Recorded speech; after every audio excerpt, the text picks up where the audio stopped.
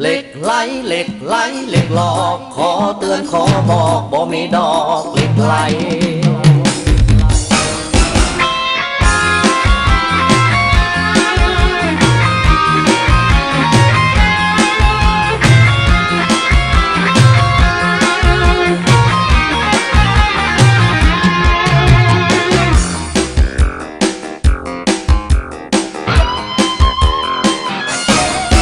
เหล็กไหลเหล็กไหลเหล็กไหล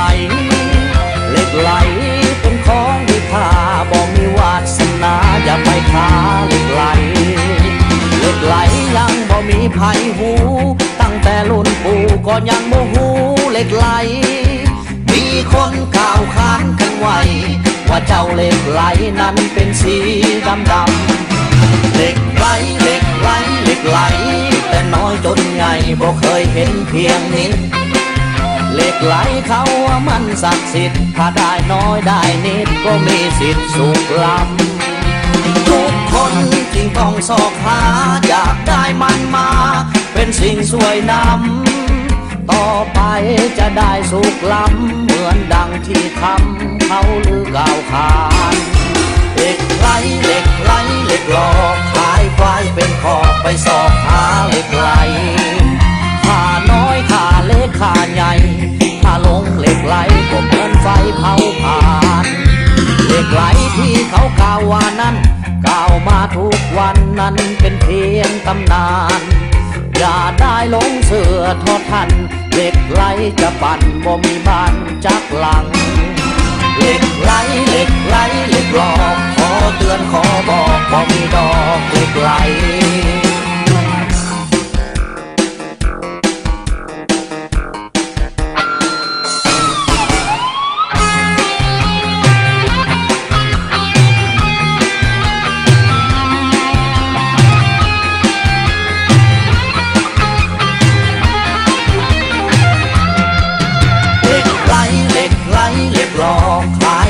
เป็นขอบไปสอบหาเหล็กไหล